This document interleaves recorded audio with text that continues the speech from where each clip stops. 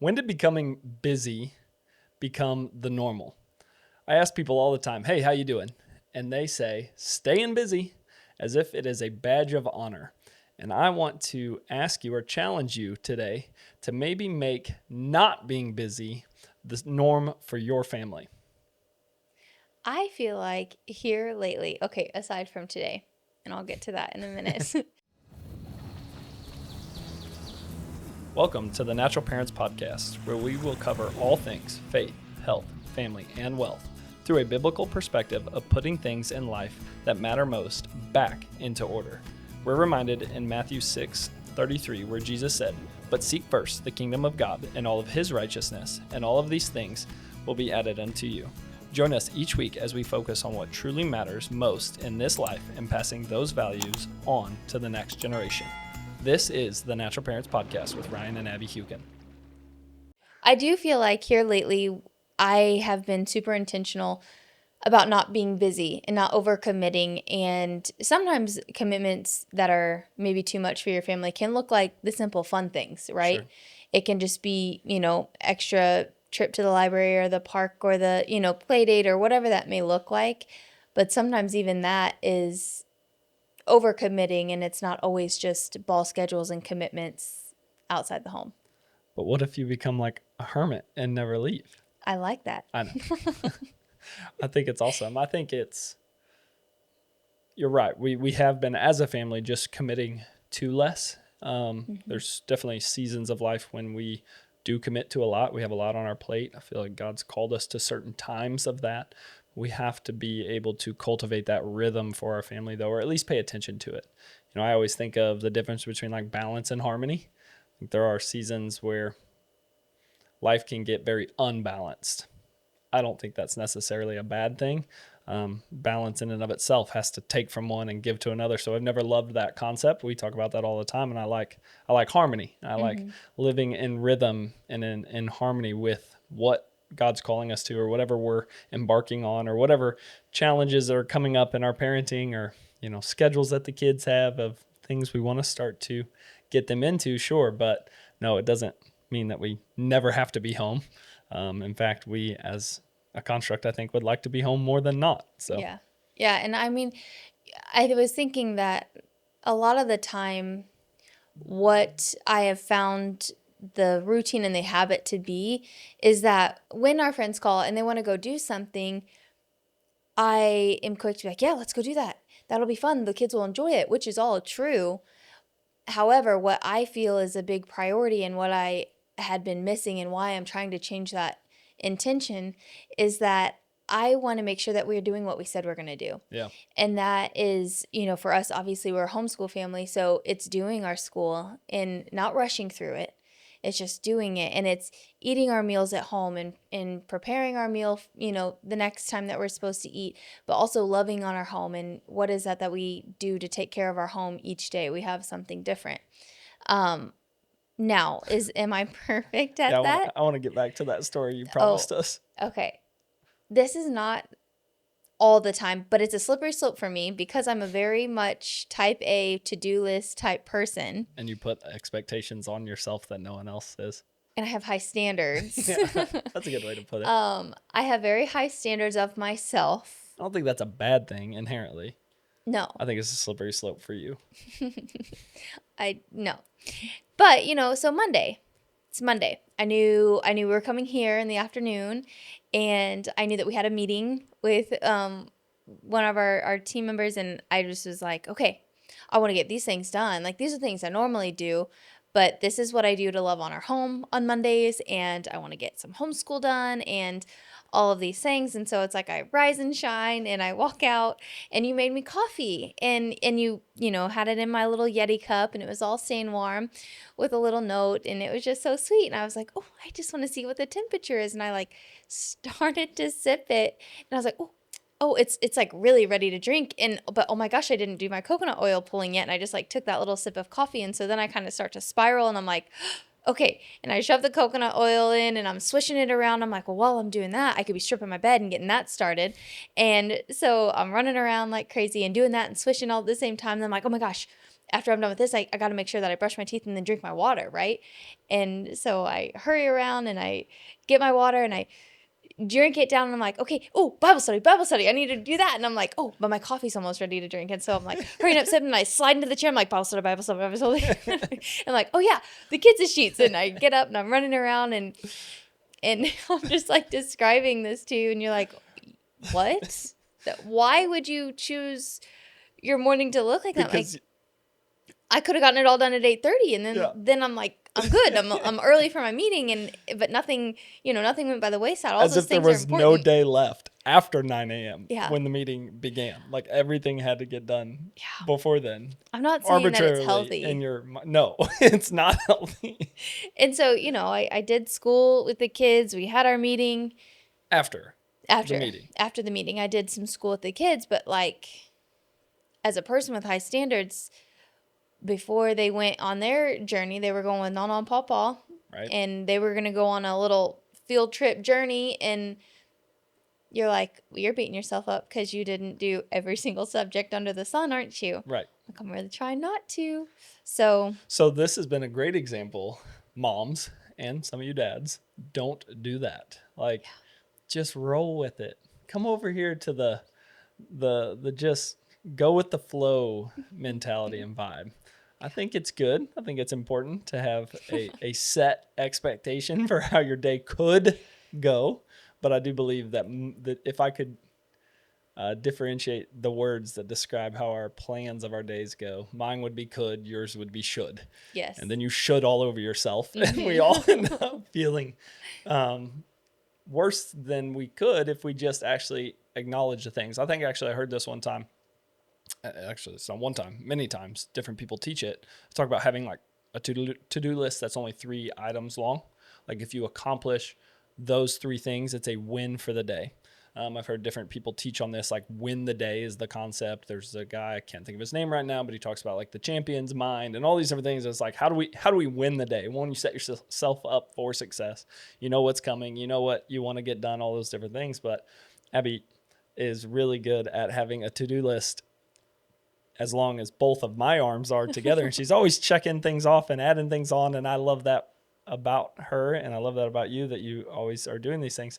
But I think the slippery slope for you is just like, well, I didn't get enough done. Like I don't have all these things. And so I think that's really hard on you. Yeah, it is. And, your least favorite thing is, the night before, like a date, like a Saturday. Let's have a slow morning. Well, not yet. But then I'm also like, what's your goals for tomorrow? Oh, I'm like, I'll write down your to-do list and I just want to know. And what's your goals for me tomorrow? And I'll say, I just want to have a slow morning. And that slow morning ends about 7:30. Oh yeah, sun's up. It's over. So I'll say something like, we really should. And you're like, oh, yep.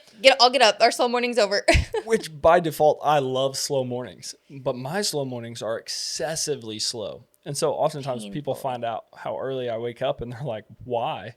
And it's nothing more than just so that I can have a very slow morning. Like it just takes me time to get going. I have no problem getting up at 4:30 or 5 in the morning because it allows me to have that time, cup of coffee, read my Bible, stretch, just do my thing, which is like, you would be so mad at how inefficient it is. Inefficient my morning routine is. Like, oh, Abbie is all about efficiencies. I am. I really, really am. And I'm not.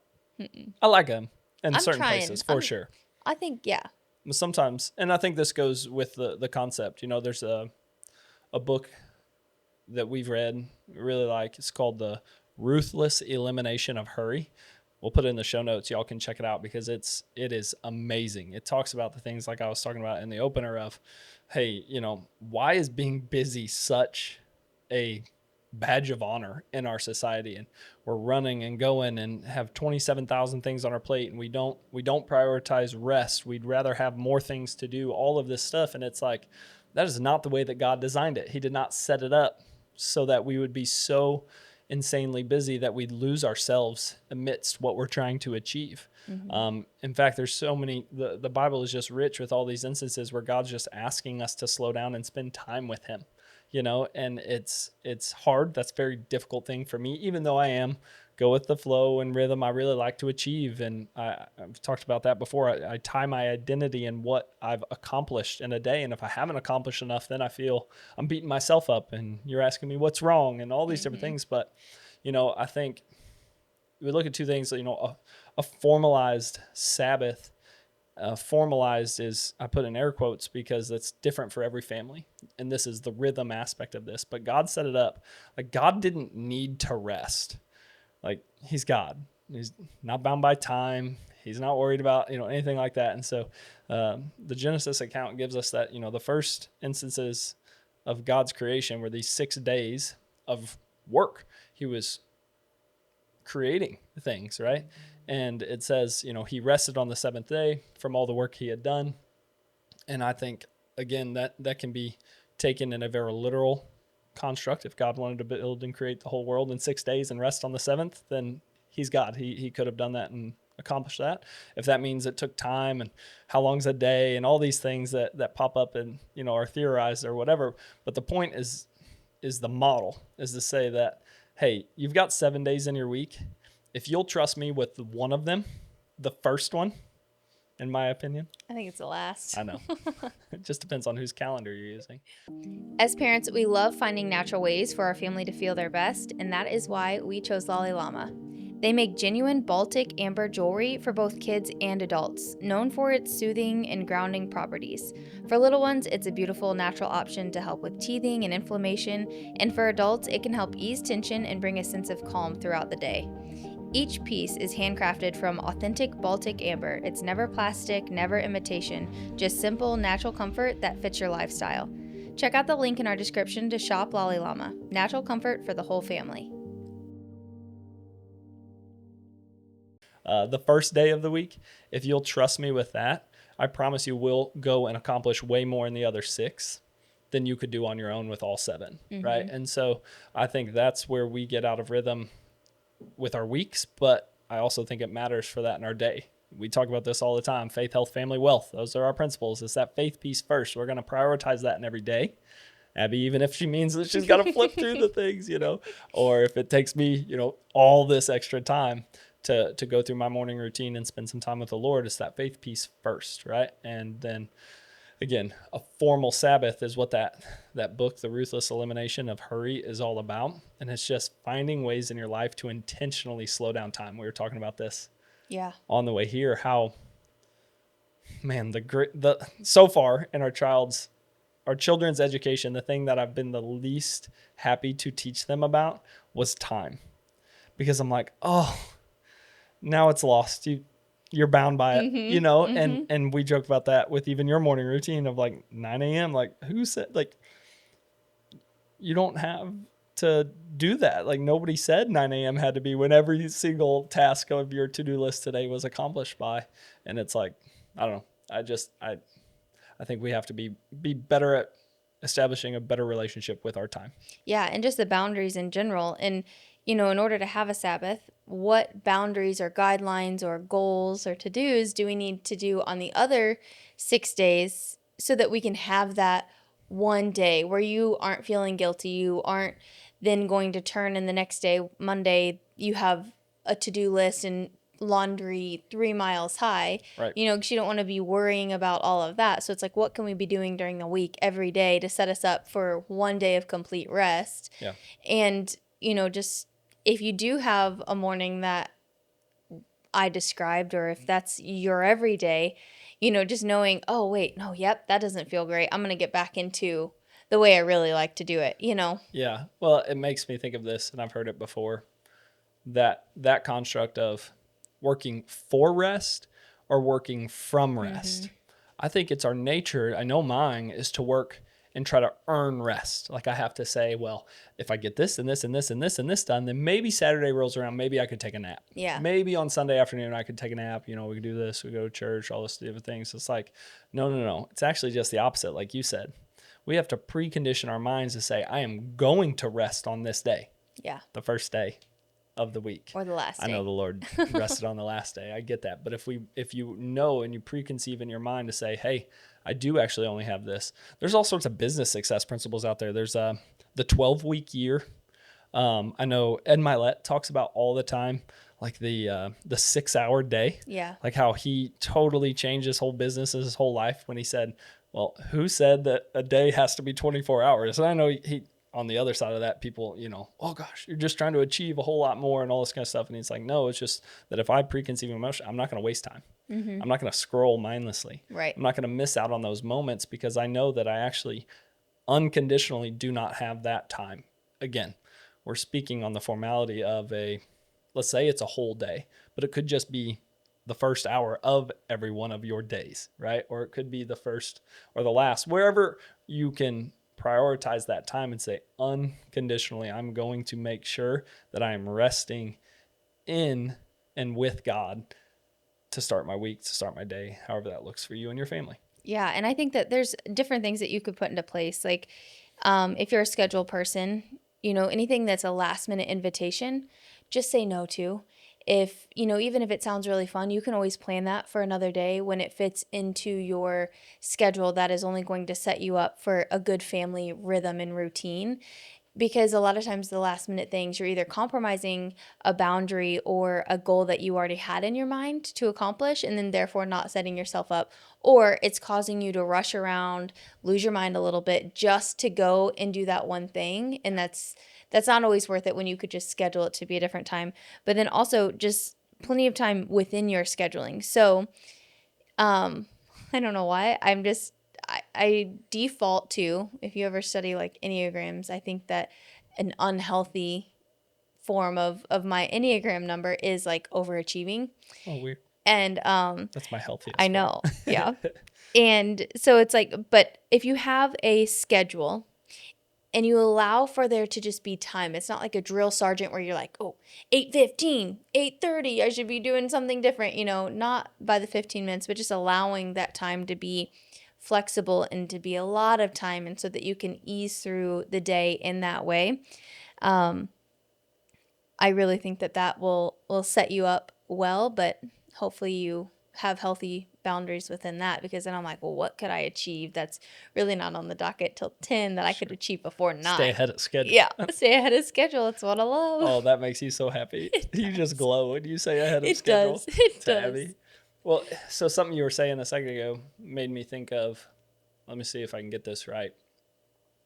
Sometimes when you say no to something, you're saying yes to something else. Yeah. But worse than that, and relative to your family, in that last minute, quote unquote, opportunity that comes up, is you might say yes to that. But then the question is, well, what are you actually saying no to? Mm-hmm. And if we don't have those discuss those non-negotiable as a family, hey, we are going to lead our family this way. We're going to have family dinner every Sunday night at 5:30 p.m. No questions asked. XYZ, somebody's birthday party at the swim park came available, and it's at 5 on Sunday night. Oh, should we go? Well, that's a great opportunity to say yes to, but in the grand scheme of life, if someone, plays back your whole life before you at the end of the day, are you going to be glad you went to that and said yes to that and therefore no to your family? Or will you be like, you know what, I'm so glad that we prioritized our family dinner because that's the thing that is the most important to us. Yeah, and what you can do, so that you're not missing that person's birthday, if it's somebody really close to you, if it's a cousin, a best friend, they'll probably already know your boundary because Right. It's going to be a known They're thing. that close. Yeah, but what you could do, it's an opportunity for you to connect with them on a deeper level and celebrate their birthday another night that you could schedule out, and it doesn't have to then compromise your family rhythm that you've created. Sure. And I think, again, okay, so just big, the other thought I was having is we're talking events, we're talking schedules and planning, but the thing that I think steals most parents' time from their kids is tech, like devices. Mm-hmm. Like if we all did an audit, and again, this is not condemning. If you feel convicted, do it. But let's look at the screen time thing on your phone. Most iPhone users, I would assume Android too, I know it doesn't, but it gives you a weekly screen report. And some of that, I get it. Phone time and text time, that might be your job. Checking emails. Sure. That kind of stuff. But when those social things pop up, even if you own a business, I bet in 15, 20 minutes a day on a social platform, you could get the messages you needed to send, the DMs, the Facebook likes, the stuff done if you were just really intentional with it. But I bet that's the thing that's stealing the most of your time, and you would never, if you were very aware of it, you would never allow that to happen in a conscious effort, right? Like, yeah, I agree. And I feel like I hear a lot of the time, oh, send a block for a tech-free hour or a tech-free block. But instead, we really should be saying, let's just create a tech block, that. Yeah. Because it shouldn't be that our default is always on tech. Yeah. And I know that our generation who grew up with house phones is craving a house phone. And, that's something that because we're getting old. Yeah, we are getting old. I want it corded too. Yeah. But, it's like, okay, I can just set everywhere. this. It's just this weird feeling that I'm going to miss this most important call and somebody needs me and it's my last chance, Sure. So silly, but it's like, just set your phone on loud and you ain't going to miss nothing. Right. And just allow yourself to be off of that, because it's not good for your brain. It's not good for your kids. It's not good for you. I love that. I mean, we all have schedules, right, that we have to keep, whether you're a, self-employed entrepreneur or you work for someone, 40 hours a week, proverbially, like that's set time. So again, in that instance, many of us are not allowed to be on our phones during that time. So then why would we need to come home and we have set time with our family? Would we allow ourselves and our family to get a lesser version of ourselves than what's being on our phone? I'm just speaking of this because it's like, it's convicting me right now. So I hope it is to anybody listening as well, because I love that. Like, no, you know what? In this time to this time, that's when I got a tech block. Yeah. Like, that's when I'll be on my phone. That's when I'll check socials if I got to check socials. But my goodness, that's just a cesspool for comparison and, stealing of your own joy. So be very cautious of that too. But yeah, but it's hard because the phones in general, whether it's social media, text message, phone calls, we have this thought that everybody has direct access to us. And if we don't respond, the people pleaser in me is like, they're going to think I hate them. But that's not true. And I think if we all collectively change that narrative and it's like, I don't hate you. I will get back to you when it works for me and my family and my schedule. But just know I don't hate you and I am going to come back to this. And you help me in that. But the people pleaser in me is like, they're going to think that I wish they would have never texted me if I don't respond as soon as my eyeballs maybe see it whenever I'm, whatever. Well, press on that chord a little bit too for anybody listening is that, you're actually training, if I could use that term, people on how to expect you to engage with them. Mm-hmm. And so if you set no boundary and you're just accessible all the time, they're going to suddenly be offended that you didn't. She always responds right back. Why is she not responding right back? Versus, well, she kind of always takes a long time to respond. So she gets to me in a couple of days. I'll just be glad that she gets to me in a couple of days, right? That's just the difference. I even tried to set how when you drive, it can switch your status do not disturb to do not disturb or something, or I'm driving something and it sends a notice. Yours does. I don't know if you know that, but yours does. It's like, oh, I'm driving. I do know it does it. I just don't know how it does it. Okay, well, I tried to set it for when I was at home, like a location at home, for it to kick on and filter obviously what it alerts me of, but then also I was trying to go one step further and it to send the message and it'd be like, hey, not on my phone, like if it's an emergency, just give me a call. Sure. Never worked. I don't know why. I'm not very techie, but it's okay that it didn't work. Yeah. Nobody needs to know. Like, I will just get to it when I can get to it, and I love you. But that's just what I wanted people to know. I need you to know why I like an autoresponder, like an email. Exactly, like which is cool. Out of the office. Again, that's just what I think of as like how many great features there are on the tech that we have that can help us to set boundaries. That's an amazing book out there that talks about that. I think very few of us, are doing a great job with a boundary with our devices, with our phone, with our schedules, things like that. And that's just my encouragement to anybody listening is to set that boundary. So yeah, I agree. And if you have something that you like that creates your family rhythm, we would love to hear it. A tip, trick, something that works well for you, please share it with us. That's how I was going to close. Was it? Yeah. A tip or trick? I wrote it down. Share how your Sabbath and how it works for you and your family. Oh, we'd love to hear how you create a good family rhythm. From the bottom of our hearts, we want to say thank you for listening. If you enjoyed this podcast, please share it with someone you know and leave a review. By doing so, we're able to grow this community of amazing people just like you and raise a generation of children that know God and do His will on earth. We'll see you next time.